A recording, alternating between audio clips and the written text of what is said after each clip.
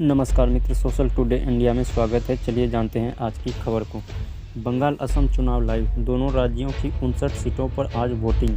नंदीग्राम में दावा पर ममता शुभेंदु की साख। असम में 4 मंत्री और पूर्व 2 डिप्टी सीएम स्वीकार मैदान में।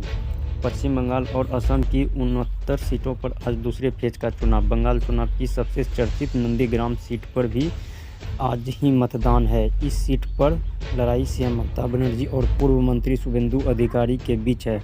चुनाव प्रचार शुरू होने से लेकर अब तक के ये सीट सबसे ज़्यादा फोकस में रही है।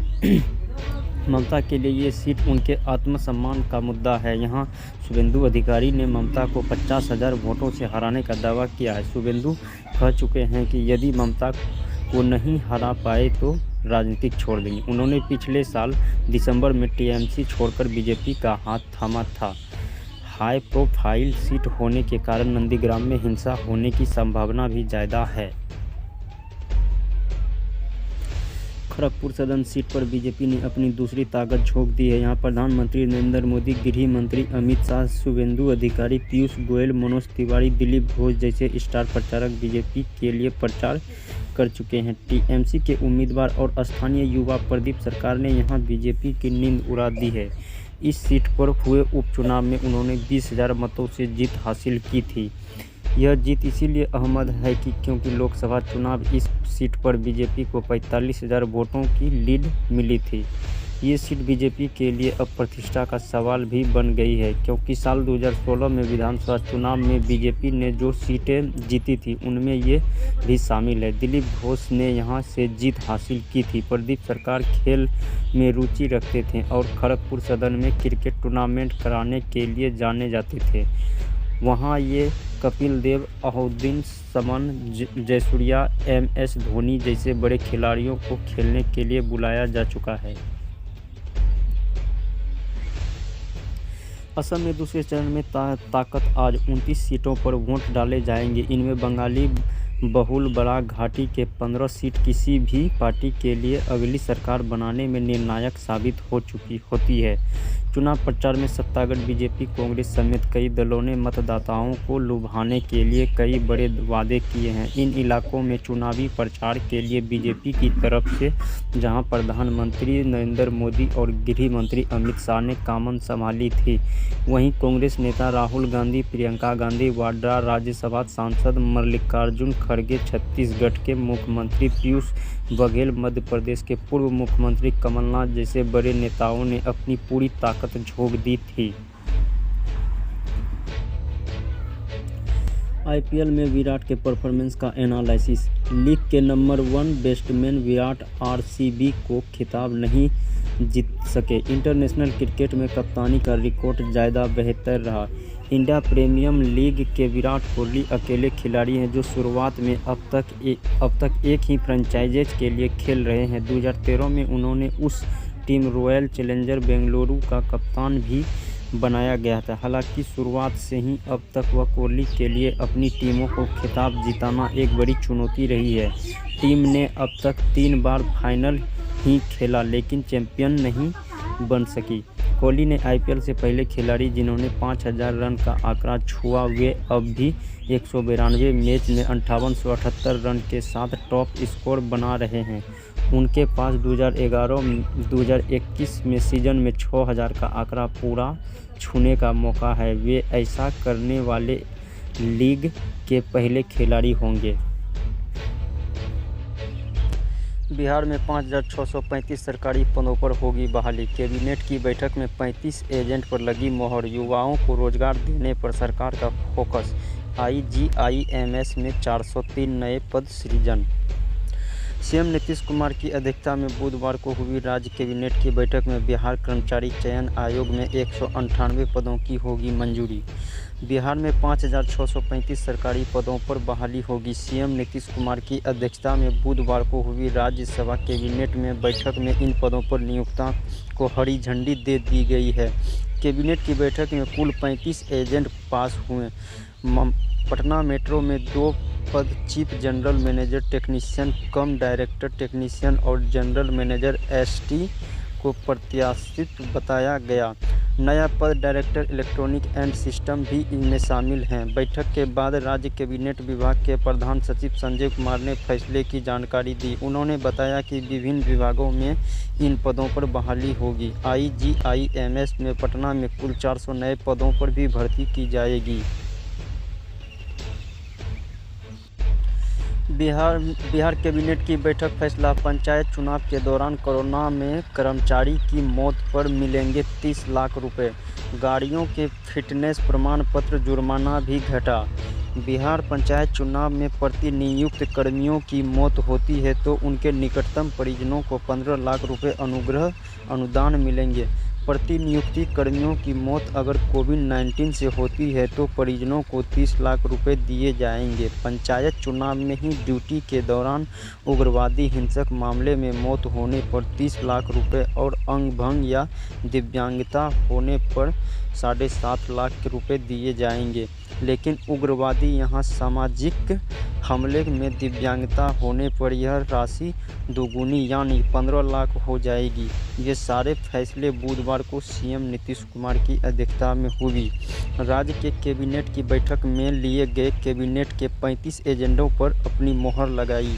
इसमें पंचायत चुनाव से जुड़ने एजेंडे के साथ ही उद्योग विभाग से जुड़े कई महत्वपूर्ण प्रस्तावों को भी हरी झंडी दे दी गई है। ममता दीदी की गुंडागर्दी पॉलिटिक्स पर गरमाया बिहार। बीजेपी ने किनाफ काले विपरीत बुद्धि तो जेडीयू ने मानसिक संतुलन खराब तक बोल दिया। ममता बनर्जी के गुंडे वाले बयान से बिहार के नेता खफा। आरजेडी बता रहे हैं बयान के अलग मायने। पश्चिम बंगाल विधानसभा चुनाव से पहले चरण पर हैं। शायद यह पहली बार हो रहा है कि इस चुनाव में बिहार और उत्तर प्रदेश की खूब चर्चा हो रही है। टीएमसी प्रमुख ममता बनर्जी ने यूपी में बिहार को टारगेट करते हुए राजनीतिक रूप से और आग लगा दी है। ममता बनर्जी ने कहा कि बिहार और यूपी के गुंडों का एक और महिला की हत्या कराने का प्लान है। ये लोग उत्तर प्रदेश और बिहार से लगा हुआ गुंडों में महिला की हत्या कराएंगे और दोष बंगाल पर बढ़ रहे हैं। इलाके के बाद बिहार की सियासत गरमा गई। बीजेपी, जेडीयू और कांग्रेस नेता कड़ी प्रतिक्रिया दी। वहीं आरजेडी ने इस बयान में अलग मायने बताया। कहा, ममता बनर्जी के बयान को तोड़ने मरोड़ने का बीजेपी पेश कर रही है। पटना में IGIMS गेट नंबर 2 पर हत्या। दवा दुकानदार वीरेंद्र यादव की गोली मारकर हत्या कर दी। सीने को भेदती गोली 9 साल के बच्चे को भी लगी। IGMIS के गेट नंबर 2 के पास वीरेंद्र यादव की दवा दुकान। 26 फरवरी को बाइक सवार अपराधियों ने की थी फायरिंग। राजधानी में अपराधियों ने ताबंद मचा दिया। IGIMS के गेट नंबर 2 के पास दवा दुकान वीरेंद्र यादव की गोली मारकर हत्या कर देगी। अपराधियों ने वहां पर कुल 3 गोलियां चलाई। एक गोली सीधे दवा दुकान को लगी जो सीने को भेदती हुई निकल गई और वहीं पास खड़े 9 साल के बच्चे को भी जा लगी। दवा दुकान की मौके पर ही मौत हो गई जबकि बच्चे गंभीर रूप से घायल हैं और IGMS में ही उसका इलाज चल रहा है। यह वारदात बुधवार की रात 7:30 बजे के बाद की गई। पड़ोसियों के अनुसार उस वक्त वीरेंद्र यादव नाश्ता करने के लिए अपनी दुकान से निकले थे। तभी बाइक से आए अपराधियों ने फायरिंग कर दी। वारदात को अंजाम देकर अपराधी बड़े आराम से फरार हो गए। हरिद्वार में आज के कुंभ की शुरुआत। उत्तराखंड बॉर्डर पर कुंभ में आने वाले की जांच। सरकार ने कोरोना टेस्टिंग कियोस्क को बताए अंजाम। हरिद्वार में गुरुवार को कुंभ मेले की शुरुआत हो जाएगी। इसके लिए दूसरे राज्य में श्रद्धालु पहुंचने लगे। कोरोना गाइडलाइंस के तहत निगेटिव रिपोर्ट वाले श्रद्धालुओं को ही एंट्री दी जाएगी। इसके लिए सीमा पर पुलिस की तैनाती होगी। उत्तराखंड सरकार ने लोगों की जांच के लिए बॉर्डर पर कोरोना टेस्टिंग कियोस्क भी बनाए हैं। बाहर से आने वाले लोगों को यहां टेस्ट किया जाएगा। नस्रम सीमा के तैनात डॉक्टर कासिल अली ने बताया कि अब तक कोई पॉजिटिव नहीं मिला है। कई लोग पहले से कराए टेस्ट के नेगेटिव रिपोर्ट साथ लाए हैं। जिनके पास रिपोर्ट नहीं है हम उनको टेस्ट कर रहे हैं। कोरोना देश में महाराष्ट्र में संक्रमण की डरावनी रफ्तार। घंटों में 13,800 मरीज मिल रहे हैं। 3 दिन में 1 लाख नए केस सामने आए हैं। कोरोना में सबसे ज़्यादा प्रभावित राज्य महाराष्ट्र, संक्रमित रफ्तार काफ़ी तेज़ी से बढ़ रही है। यहाँ महज 3 दिन में मरीजों की संख्या 27 से 28 लाख हो गई, यानी 72 घंटे में 1 लाख मरीज बढ़ गए हैं। 1 घंटे का औसत निकाला जाए तो महाराष्ट्र में हर घंटे 1388 मरीज मिल रहे हैं। आंध्र प्रदेश, यूपी, राजस्थान और पश्चिम बंगाल जैसे बड़े राज्यों में एक दिन में मिल रहे मरीजों की संख्या इससे कम है। हेल्थ डिपार्टमेंट के अधिकारियों के मुताबिक प्रदेश में बुधवार को 39,544 लोगों की कोरोना की पुष्टि हुई। यह एक दिन में मिले मरीजों की दूसरी सबसे बड़ी संख्या है। 28 मार्च को 41,404 केस मिले थे। पिछले 24 घंटे में 227 लोग के दम तोड़ दिए गए। यह लगातार 7वां दिन था जब 100 से ज़्यादा लोगों की मौत हो गई। स्कूल में corona effect. MP, Delhi, Punjab, Chhattisgarh कई सहित 9 राज्यों में 8वीं तक के स्कूल बंद। राजस्थान में सरकार ने फैसला कलेक्टरों पर छोड़ा। नई शिक्षा सत्र 1 अप्रैल से आगाज हो जाएगा। इस बीच देश में कोरोना की बढ़ती रफ्तार राज्य सरकारों को चिंता बढ़ा रही है। इस कारण मध्य प्रदेश, महाराष्ट्र कुल हिस्सों में, दिल्ली, पंजाब, छत्तीसगढ़ कई सहित 9 राज्यों में पहली बार 8वीं तक के स्कूलों को फिलहाल बंद कर दिया गया। हालांकि बिहार और हरियाणा में पहली बार 12वीं तक की कक्षाएं चलती रहेगी। वर्ल्ड बैंक की रिपोर्ट। भारत की अर्थव्यवस्था कोविड से उबरी लेकिन संकट बरकरार रहा। 2021-22 में रियल जीडीपी ग्रोथ 7.5 से 12.5% रहने का अनुमान।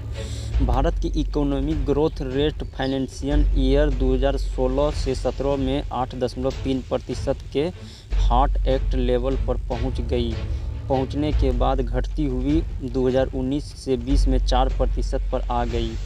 ग्रोथ में कमी निजी खपत बढ़ोतरी की दर में कम होने के कारण एक बड़ी एनबीएफसी के दिवालिया होने के वित्त क्षेत्र को अगले झटके की वजह से आई थी।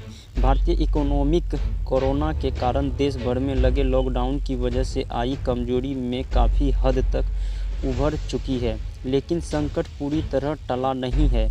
यह बात वर्ल्ड बैंक ने अपनी हालिया रिपोर्ट में कही है। वर्ल्ड बैंक ने 2021-22 में देश के रियल जीडीपी ग्रोथ में 7.5 से 12.5% रहने का अनुमान जताया है। एजाज खान की गिरफ्तारी का नया खुलासा। सबदा बटाटा से ड्रग्स लेकर टीवी कलाकारों तक पहुंचाता था। एजाज वॉइस नोट से लेता था ऑर्डर।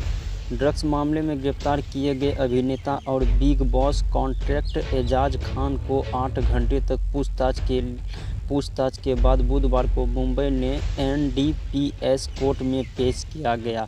अदालत में पेश की दौरान नार्को टेस्टिंग कंट्रोल ब्यूरो ने एजाज को लेकर कई बड़े खुलासे किए। एनसीबी के मुताबिक पिछले सप्ताह ड्रग्स मामले में गिरफ्तार शराब बटाटा और एजाज खान के बीच संबंध मिल रहे हैं। एनसीबी दोनों को आमने सामने बैठाकर पूछताछ करना चाहती है। इसीलिए एजेंसी ने 3 दिन की कस्टडी की मांग की थी, जिसे अदालत ने मंजूर कर लिया है। कोर्ट ने एजाज को 3 अप्रैल तक एनसीबी हिरासत में भेज दिया था।